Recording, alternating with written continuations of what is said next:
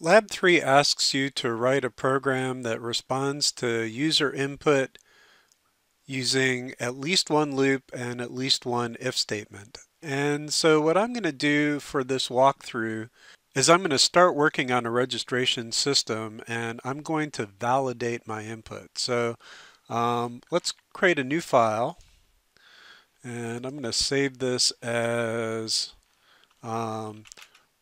register.html. And this isn't going to have any of the backend stuff at all. So all it's going to do is validate the input. Let's go ahead and add a doc type HTML and HTML head title user registration. And we'll put a script tag in here and close that off and close the head and then the body. And all I'm going to have is two inputs. So input type equals text, and we'll add an ID is username, and we'll put a break and another input type equals password, ID equals password, and another break. So very simple HTML for now. Close the body and close the HTML. And let's go ahead and load that. So this is going to be in my week 3 folder, register.html. Oh, and I get the default values, which is just a Chrome thing. Let's make this a little bigger. So basically, what I want to do is every time a user types a value into this box, I want to do some input validation. And I want to update a status message with a warning if there's something wrong with what they're typing so far. So after this input, before the break, I'm going to add a span with a style property to set the color to red. So style equal color colon red span. And then I'm going to put an ID here so I can update the value, the contents of that. So ID equal username message. And then I'm going to do the exact same thing here with the password, just with a different ID. So this is going to be password message. And then I need two separate input validation functions, one for the username and one for the password. So the first one is going to be validate username, and the second is going to be validate password. And then I have some control over when I actually run these. I can only check them when the user actually submits or changes the value by deselecting whatever box they're currently in, or I can run this every time the user types a character. And so I'm going to do this every time the user types a character because I think that's cool. And so I'm going to use the onInput attribute here. And so every time there's an input event, I'm going to run validate username.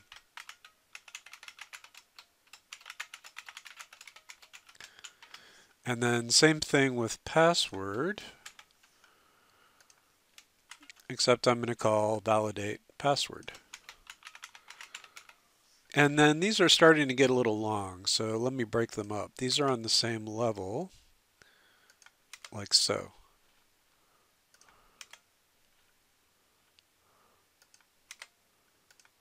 Okay, so let's save that and reload.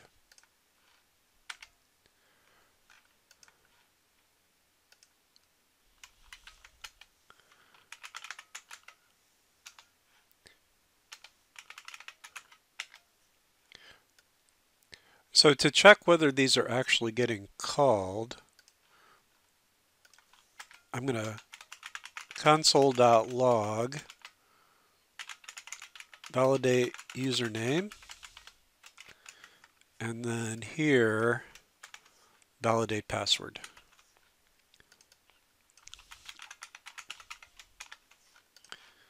So reload.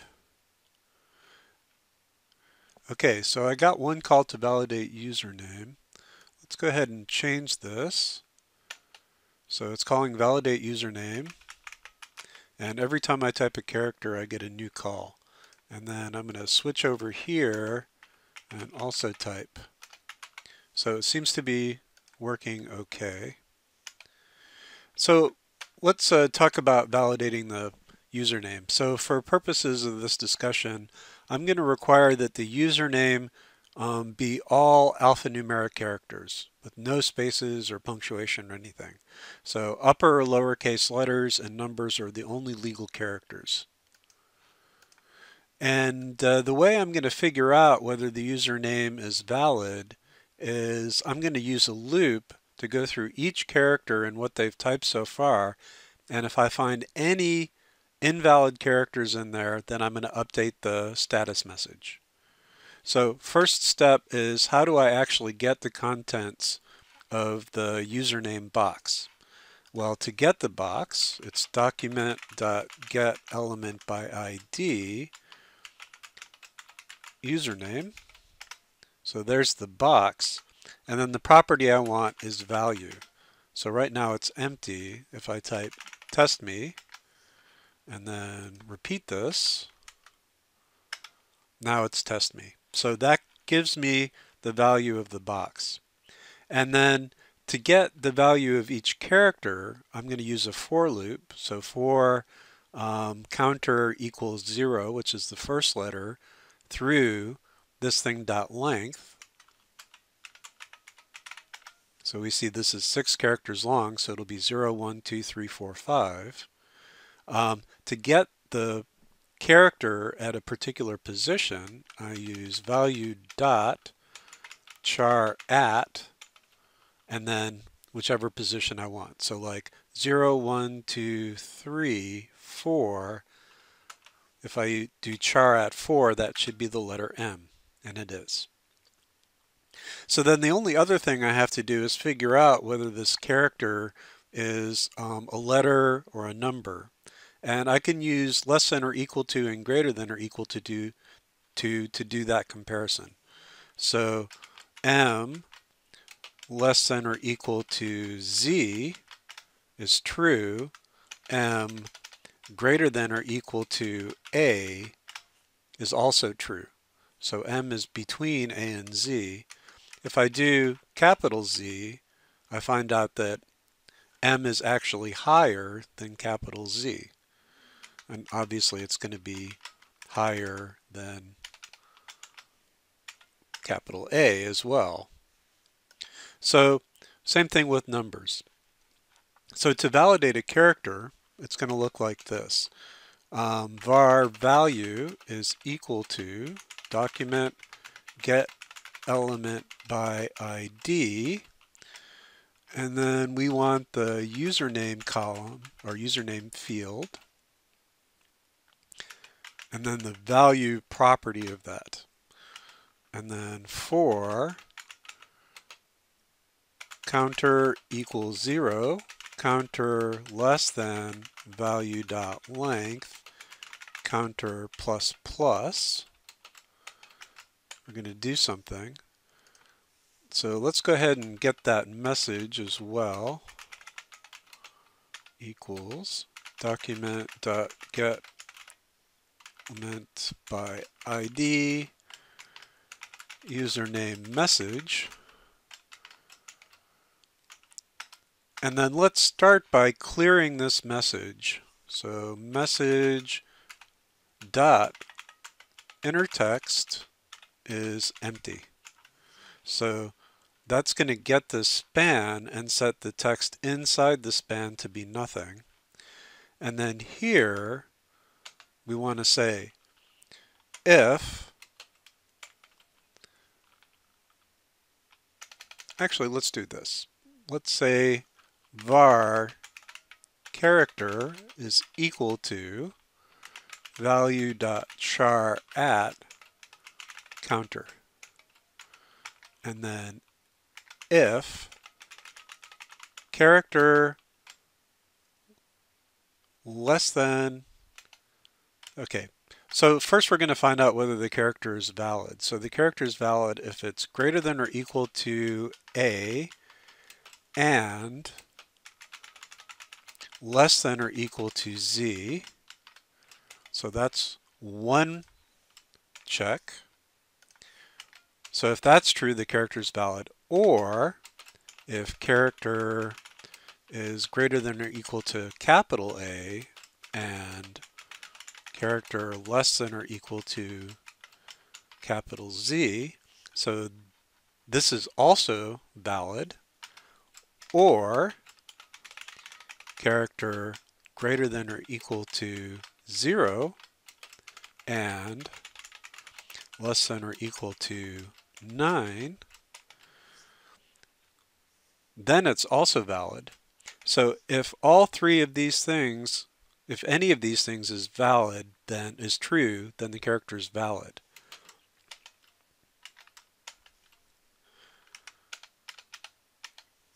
And actually, if it's valid, we don't want to do anything. So we care about the case where none of these things is true. And here's an easy way of doing that. I'm just going to put the else clause there.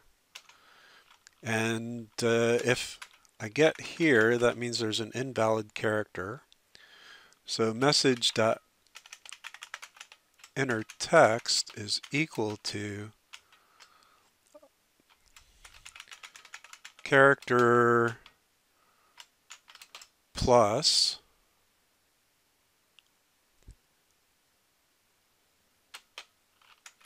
character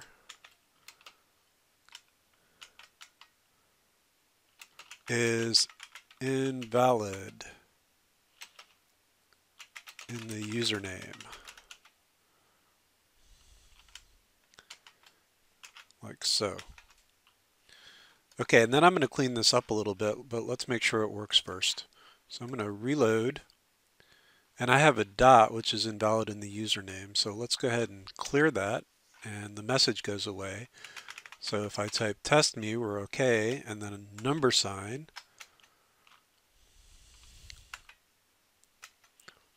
Space is invalid. So we're good there. And then also I want to have a check for the string being empty. So if I start typing and then hit back, when I get to empty, I want to have a message that the username must be one or more characters. So I'm going to do that here at the beginning. If value equal empty, then else this. So if the value is empty, message.innerText is username must be one or more alphanumeric characters. Like so. So let's go ahead and check it.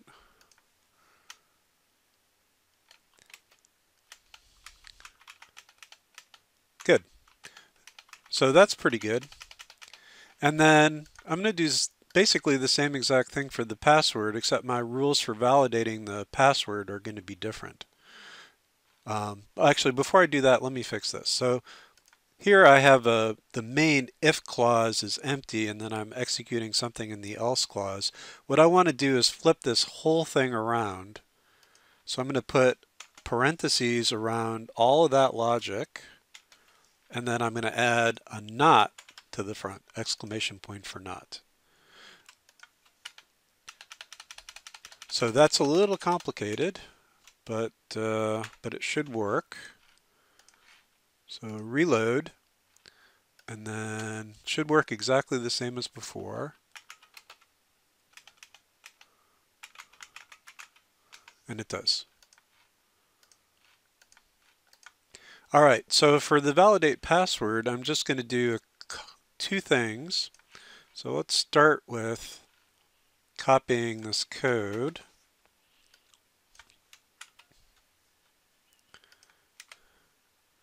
And this time I'm going to get the password.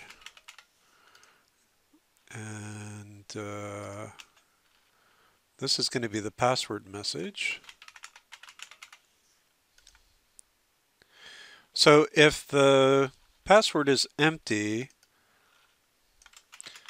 password must be at least 8 characters with at least one uppercase and one character from plus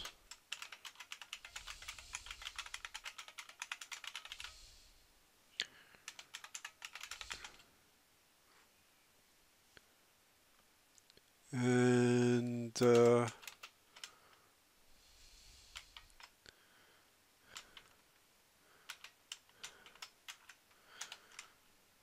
like so. And then I'm going to define required password characters. I think I misspelled characters here, but it just looks odd to me for some reason. Oh, because I have an H in there. Okay, there we go. So my required password characters are any one of, let's say, exclamation point, @ tilde. Let's do one of those. I guess I'll add a plus to an equal sign. Close enough.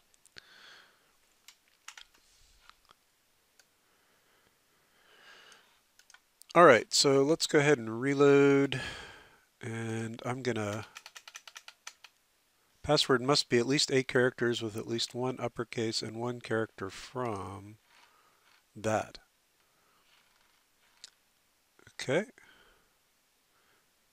So a little long, but okay.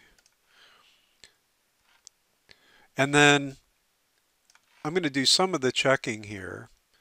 So let's go ahead and first, before we do anything else, let's make sure that the password is long enough. So if value.length less than 8,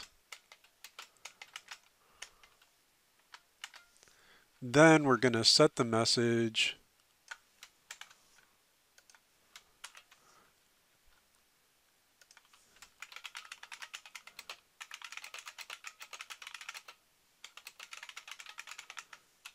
to so.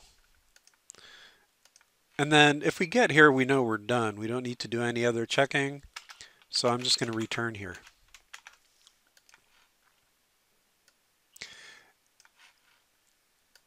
So what we need to check is at least one uppercase and one character from that set. Let's add one number. And then we need to keep track of whether we see any of these characters. So has upper false, has digit false, has required false. And then we're going to loop through, and if we see any of those characters, we're going to set this thing to true. And then we're going to check at the end whether we've satisfied all these conditions. So all of this code is the same up to here. And let's go with if character is greater than or equal to A and less than or equal to Z, that means we have an upper.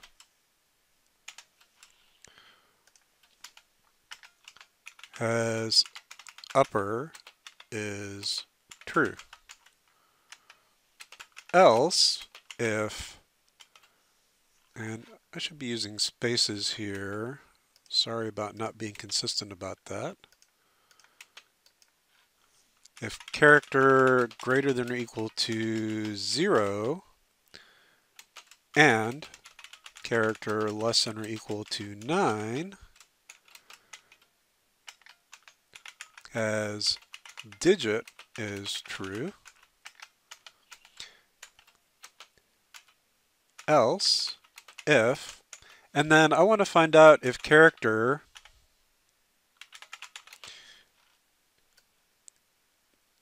is one of these guys. And I could actually write a loop to go through each one of these and do the comparison, but then I'd really want to put that in a separate function. And we haven't talked about functions or return values yet. So what I'm going to do is I'm going to use a method of strings called indexOf. And basically indexOf is going to take a character that I'm looking for inside the string, and it's going to return the position of that character in the string. So if the character matches the first position, indexOf will return 0, 1, 2, and so on. And then if indexOf doesn't find the character anywhere in the string, it returns -1 to show that it wasn't found. So it will either return -1 if the character is not here or the position. So what I want to do here is say required password characters dot index of character is greater than or equal to 0. So if this is true, that means I found a special character.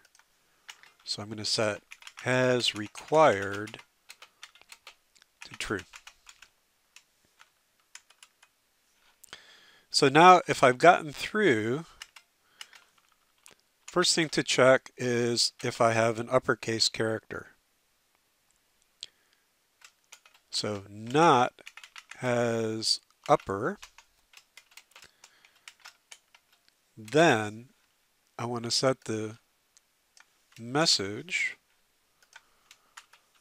to password must have at least one uppercase letter. Else, if not has digit,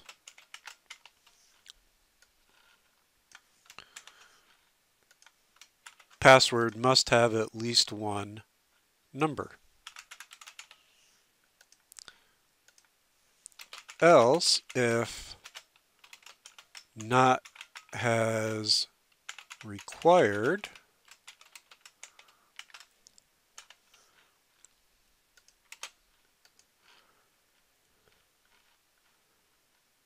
I'm going to copy this part and say message.innerText equals password must have at least one character from required characters.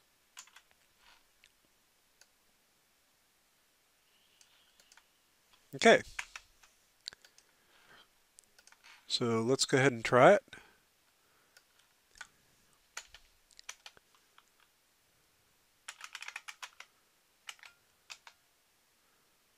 Password must be at least 8 characters.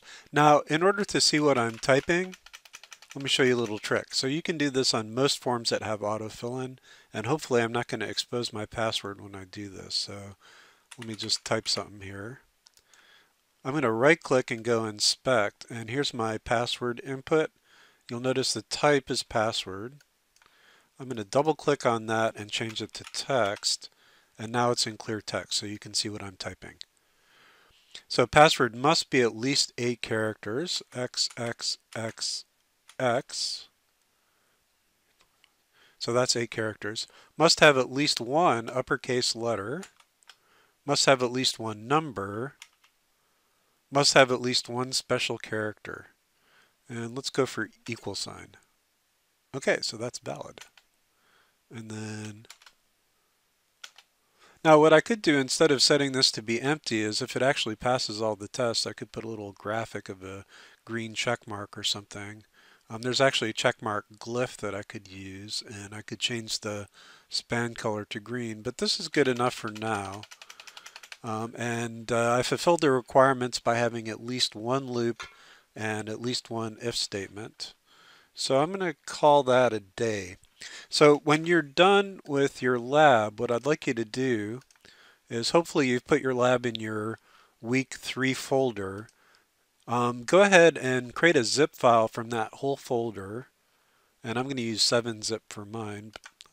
If you need help creating a zip file, let me know and I'll try to help you with that. So create a zip file with that whole folder in it and go ahead and upload that to the Dropbox. I'm not going to grade the other things. I'm just going to grade the lab part, but you can include them if you want, and it's the easiest way to finish the lab. So I look forward to seeing your submissions.